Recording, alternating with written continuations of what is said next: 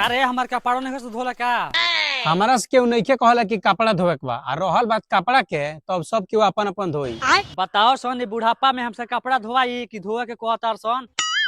हम तो कितना दिन से कहत नहीं बियाह करो, घर में केहू खाना बनावला नहीं के, कम से कम खाना तो टाइम से मिली। बात तो सही कहते रे बेटा। और अभी तो रुको।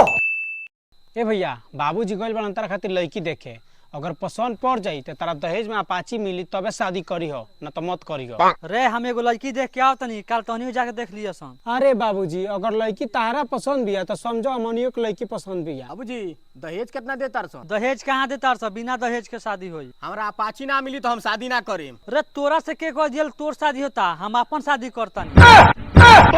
बताओ उम्र है शादी करे के, गांव के लोग का कही हमनी के? गांव के लोग का कही उससे हमरा मतलब नहीं खे, आ तहनियो से मतलब नहीं खे। ठीक बात, तब हमनी के घर छोड़ के जाता नहीं जान। ठीक बा, जासन तहन फिर से हम लड़का पैदा कर ले। हाँ थारी बात।